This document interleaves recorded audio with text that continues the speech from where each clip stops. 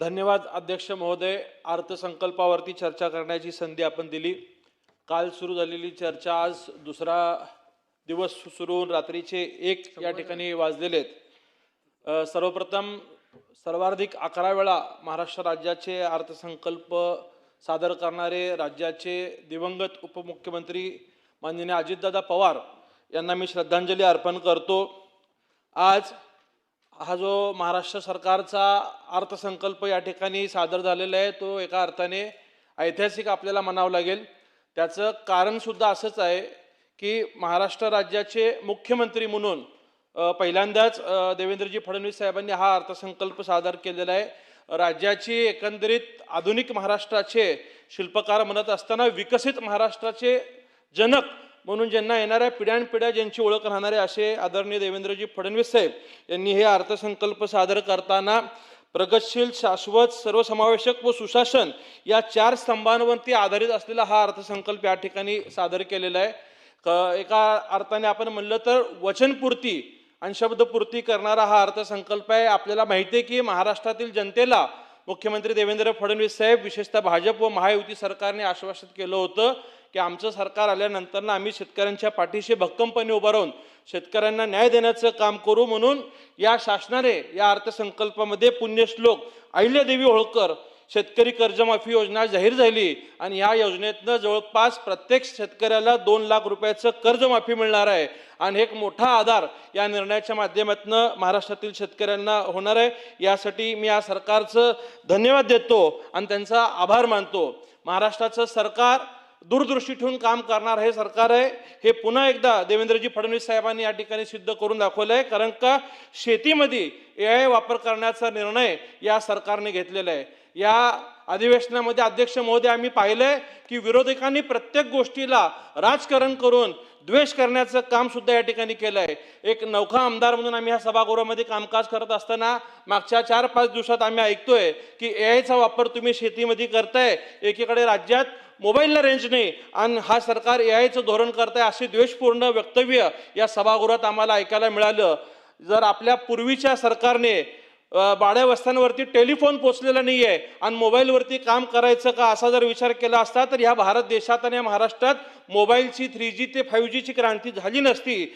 म्हणून मी मुख्यमंत्र्यांचा मनापासून आभार मानतो की शेतीमध्ये AIचा वापर केल्यानंतर जागतिक स्तरावरती शेतकऱ्यांना व्यासपीठ चांगल्या पद्धतीने उपलब्ध करून देण्याचं काम या माध्यमातून होऊ शकतो. हे या सरकारने सिंचन आणि पाण्यावरती अतिशय प्रभावीपणे काम करत असताना 2047 पर्यंतच्या दरडोई प्रतिदिन 55 लिटर आणि शहरी भागातील 135 लिटर पाण्याचं उपलब्धतेचं लक्ष्य डोळ्यासमोर ठेवलंय. यामुळे मला खात्री आहे की अतिशय योग्य दिशेने हे सरकार काम करतंय. अध्यक्ष महोदय, कोल्हापूर आणि सांगलीमध्ये आपण अनेक वर्षापासून पाहतोय की पूर आल्यानंतर पाणी हे खाली कर्नाटकात सोडून द्यावं लागतं आणि त्याही ह्याच्यावरती या सरकारने जवळपास 2240 कोटी रुपयाचा प्रकल्प जागतिक बँकेच्या माध्यमातून उपलब्ध करून घेऊन कृष्णा खोऱ्याचं पाणी हे पुराचं पाणी भीमा खोऱ्यात आणल्यामुळं पश्चिम महाराष्ट्र आणि मराठवाड्यातील दुष्काळ भागात हे पाणी मिळवल्यामुळे इथल्या शेतकऱ्यांना देखील न्याय मिळणार आहे. समोरच्या म्हणण्यापेक्षा कोपऱ्यात बसणाऱ्या विरोधकांनी सुद्धा या सभागृहाचं किंवा या अर्थसंकल्पाचा अभ्यास न करता या अर्थसंकल्पात मराठवाड्यावरती कुठल्याही प्रकारच्या पाण्यावरती निधीची तरतूद नाही असं अभ्यास नसलेलं वक्तव्य केलं. कदाचित त्यांनी अर्थसंकल्प समजून घेतला नसावा. अध्यक्ष महोदय, वैनगंगा आणि नळगंगा या 2 नदीजोड प्रकल्पावरती जवळपास 94,968 कोटी रुपयाची तरतूद हे सरकार करत असल्यामुळं अनेक वर्ष नाही तर अनेक पिढ्यांचा आशीर्वाद मिळण्याचं काम हे सरकार करतोय. आणि मला यासाठी पुन्हा एकदा मुख्यमंत्री देवेंद्र फडणवीस साहेब यांचं मनापासून अध्यक्ष महोदय अभिनंदन करायचं आहे. शेतीबरोबर राज्यातल्या अनेक शहरातल्या पाणी पुरवठ्यावरती हे सरकार प्रभावीपणे काम करत असताना जागतिक बँकेच्या माध्यमातून जवळपास 5,860 कोटी रुपयाची तरतूद नागरी जल पुरवठ्यावरती हे सरकार करत असताना अध्यक्ष महोदय, माझ्या सोलापूर शहराच्या दररोज पाणी पुरवठ्यासाठी देखील या सरकारने 892 कोटी रुपयाची मंजुरी दिली आणि त्याचं टेंडर सुद्धा प्रसिद्ध केलं होतं. परंतु जागतिक बँकेच्या सूचना काही त्या ठिकाणी सुधारित आल्या आणि जवळपास तेही आता सुधारित योजना 1200 ते 1300 कोटी रुपयाची त्या ठिकाणी तयार झालेली आहे आणि मला विश्वास आहे की हे सरकार त्या 1300 कोटी रुपयाच्या योजनेला लवकरच मंजुरी देऊन त्याचं पुन्हा एकदा टेंडर निघून खऱ्या अर्थाने प्रत्यक्ष या ठिकाणी काम होणार आहे. मी या सरकारचं मनापासून अभिनंदन करतो. एकीकडे विरोधक टीका करायचे की हे लाडकी बहिणीची योजना बंद होणार आहे आणि पहिल्या वर्षी सुद्धा या योजनेला भरभरून तरतूद होती. याही वर्षाच्या अर्थसंकल्पामध्ये या योजनेला तरतूद ठेवून ही योजना सुरू ठेवण्याचं काम या सरकारने केलेलं आहे. मी या सरकारला विनंती करेल की आपण अंगणवाडी सेविकांच्या आर्थिक नियोजनाबाबत अनेक चांगले प्रभावी काम करत असताना कोरोनासारख्या महामारीच्या काळात सुद्धा प्रभावीपणे शेवटच्या घटकापर्यंत जाऊन कोणी काम करण्याचं प्रामाणिक काम केलं असेल तर आमच्या अंगणवाडी सेविका आहेत. त्यांच्यासाठी हे सरकार काम करतं. यासाठी मी सरकारचं आभार मानेल. अध्यक्ष महोदय, एकीकडे युवा शिक्षण क्रीडा याच्यामध्ये भरीव काम करत असताना नवी मुंबईत जवळपास 6 देशांचं विद्यापीठ येत आहे आणि याच धर्तीवर 8 ते 10 शैक्षणिक शहरे विकसित करण्याचा संकल्प या महाराष्ट्र सरकारने केलेला आहे.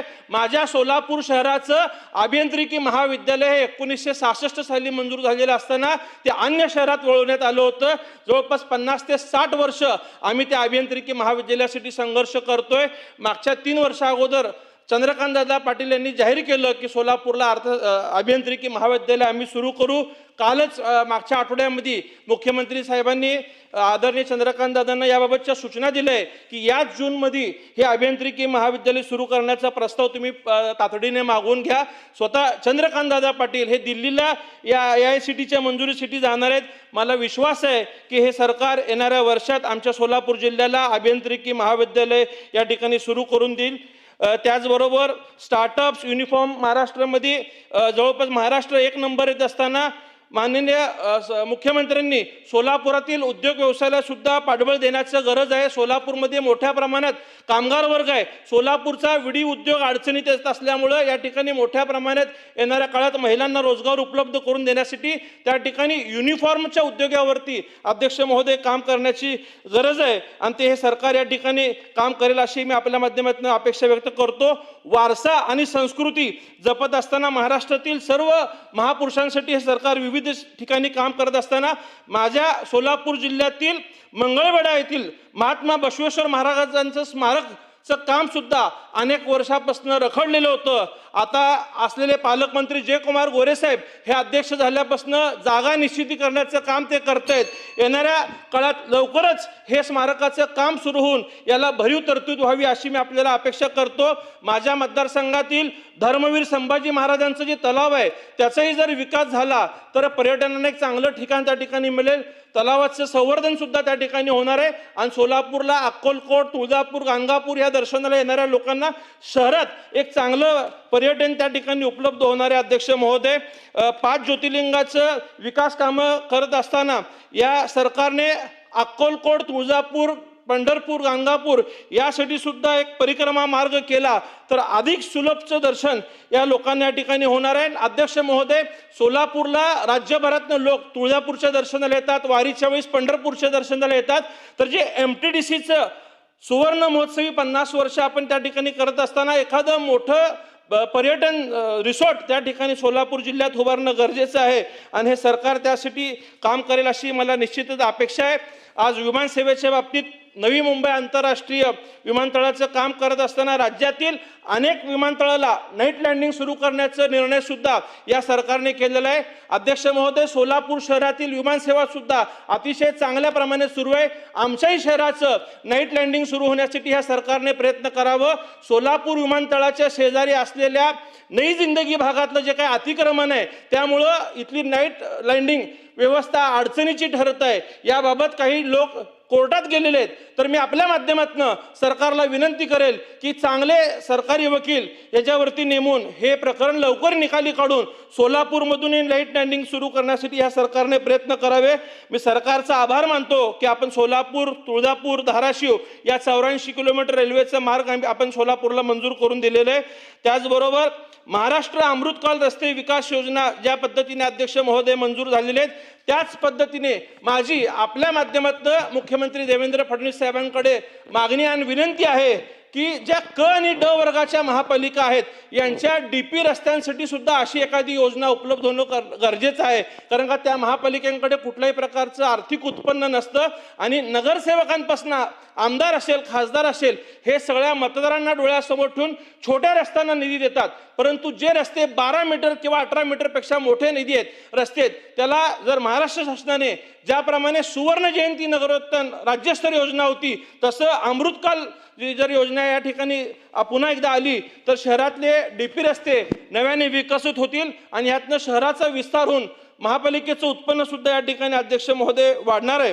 आणि सोलापुरातील MIDC भागामध्ये आणखीन एखादी MIDC होणं गरजेचं आहे, कारण का आता सगळ्या MIDCतल्या जागा पूर्ण झालेल्या आहेत आणि रेनगर असेल गोदुताई परुळीकर असेल या सगळ्या कामगार भागामध्ये आणखीन एखादी MIDC उपलब्ध झाली तर चांगले उद्योग सोलापूरला येतील आणि सोलापुरात अतिशय प्रभावीपणे काम करणारं त्या ठिकाणी कामगार वर्ग उद्योजकांना चांगल्या पद्धतीने मिळेल। अध्यक्ष महोदय, हे महायुती सरकार आतापर्यंत 1,20,000 पदभरती करून आता आणखीन 75,000 पदभरती करण्याचा निर्णय त्यांनी या ठिकाणी जाहीर केलेला आहे। या माध्यमातून मी या सरकारला विनंती करेल की सोलापूर महानगरपालिकेमध्ये जवळपास 1300 पदं आता नव्याने त्या ठिकाणी रिक्त होत आहेत, त्या लोकांची पदभरती सुद्धा त्या ठिकाणी झाली पाहिजे। आणि गंभीर प्रश्न मी या सभागृहाच्या निदर्शनास या माध्यमातून या ठिकाणी अध्यक्ष आणतोय की सोलापूर महानगरपालिकेचे 249 कर्मचारी हे जवळपास 1995 पासून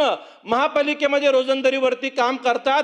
यांच्यापैकी काहींचं निधन झालेलं आहे, काही लोकांचे जवळपास 80% लोक उद्याच्या 2-3 वर्षामध्ये रिटायरमेंटला जाणार आहेत, परंतु अद्यापही या लोकांना कायम करण्यामध्ये कुठंतरी यापूर्वीचं सरकार कमी पडलेलं आहे। परंतु कालच्या कोल्हापूरला ज्या पद्धतीने न्याय दिला त्याच आधारावरती आपण सोलापूर महानगरपालिकेतील 249 कर्मचाऱ्यांना सुद्धा त्या ठिकाणी ह्या सरकारने तातडीने लवकरात लवकर कायम कराल ही अपेक्षा आपल्या माध्यमातून मी मुख्यमंत्री साहेबांना करतो। आणि अध्यक्ष महोदय, मी शेवटचं या ठिकाणी बोलताना सांगेल की या अर्थसंकल्पाच्या काळात PWD विभागाकडनं प्रत्येक आमदारांना जवळपास 25 ते 30 कोटी रुपयाचा निधी या ठिकाणी उपलब्ध झाला, ती कामं मंजूर देखील झाले।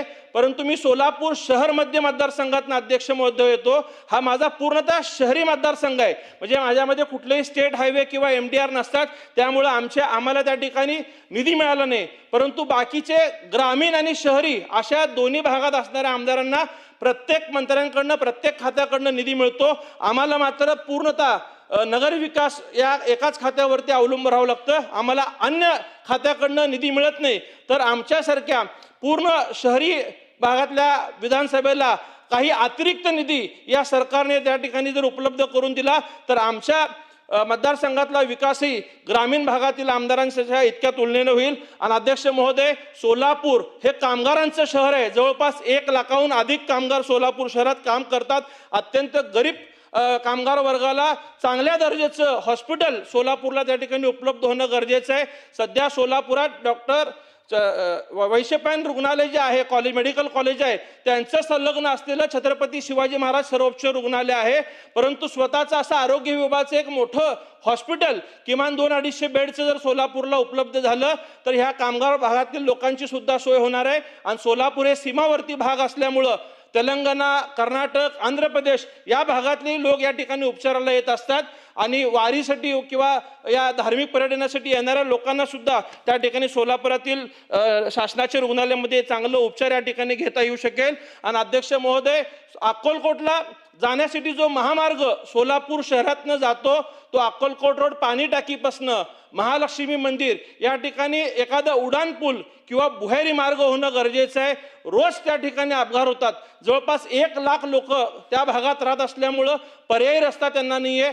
तर हे काम जरी केंद्र सरकारचं असलं, नितीन गडकरी साहेबांच्या खात्यात असलं, तरी मुख्यमंत्री महोदय व महाराष्ट्र सरकारने यासाठी पाठपुरावा करून मागणी करून लवकरच लवकर तो सोलापूर शहरातला उडानपूल सुद्धा त्या ठिकाणी मंजूर करून द्यावं अशी मागणी आपल्या माध्यमातून करतो। या राज्याचं अतिशय विकसित महाराष्ट्राचा अर्थसंकल्प माननीय मुख्यमंत्री देवेंद्र फडणवीस साहेब, त्याचबरोबर उपमुख्यमंत्री एकनाथजी शिंदे साहेब, उपमुख्यमंत्री सुनेत्राताई पवार यांनी मांडला आणि महाराष्ट्र अतिशय योग्य दिशेने या ठिकाणी पुढे घेऊन जात आहेत. यासाठी मी ह्या सरकारचं अभिनंदन करतो. आणि आज अध्यक्ष महोदय, हा आमचा 4था अधिवेशन आहे आणि दुसरा अर्थसंकल्प आहे. या गोष्टी या ठिकाणी समजत असताना आम्ही पाहिलोय की इथं बसलेला विरोधक हे सातत्याने कुठेतरी या सरकारवरती फक्त द्वेषातनं टीका करतो. इथं सभागृहामध्ये सरकारच्या चुकीच्या बाजूवरती बोलायचं आणि खाजगीत जाऊन त्याच मंत्र्यांकडनं त्याच सरकारने जाहीर केलेल्या निर्णयातनं निधी मिळावी किंवा कामे व्हावी अशी अपेक्षा त्यांनी व्यक्त करायचं. कोणीतरी सभागृहात बोललं की समृद्धी महामार्गावरनं किती लोकांनी प्रवास केला, परंतु मी त्याच लोकांना प्रश्न विचारेल की आपण उभे आहात, पुणे मुंबई एक्सप्रेसवेचा आपण वापर करता, आपण कधी जुन्या मुंबई मार्गाने गेलेले आहेत का? आज हे सगळे लोक अटल सेतूचा वापर करतात, कोस्टल रोडचा वापर करतात. ज्या ज्या गोष्टी दूरदृष्टी ठेवून देवेंद्र फडणवीस साहेबांनी ह्या महाराष्ट्राला दिल्या त्या सगळ्या गोष्टीचा वापर हे विरोधक या ठिकाणी करत असतात. आणि लाडकी बहीण योजना सुद्धा या लोकांनी त्याचे जाहीरपणे त्या ठिकाणी स्टॉल लावून लोकांना लाभ देण्याचं काम सुद्धा या लोकांनी केलं. तर विरोधकांनी सुद्धा फक्त द्वेष न करता काही उणिवा त्रुटी असतील तर त्यांनी ते शासनाच्या निदर्शनास आणून द्यावे, पण जे चांगलं आहे त्या चांगल्याला चांगली बनण्याची भूमिका त्यांनी त्या ठिकाणी स्वीकारावी अशी अपेक्षा मी विरोधकांकडूनही करतो. आपण मला या ठिकाणी रात्रीचे 1:18 झालेत बोलण्याची संधी दिलात, याबद्दल आपलेही आभार मानतो. मंत्री महोदय जिरवळ साहेब या ठिकाणी उपस्थित आहेत, त्यांचेही आभार मानतो. आणि आमचे पक्षाचे प्रतोद रणधीर सावरकर साहेब यांनी या ठिकाणी आम्हाला मार्गदर्शन करून बोलण्याची संधी दिल्याबद्दल त्यांचेही आभार मानताना आमचे सहकारी आमदार हेही या ठिकाणी आमच्यासाठी उपस्थित आहेत, त्या दोन्ही आमदार बंधूंचे मी आभार मानतो आणि या ठिकाणी थांबतो. धन्यवाद. जय हिंद, जय महाराष्ट्र.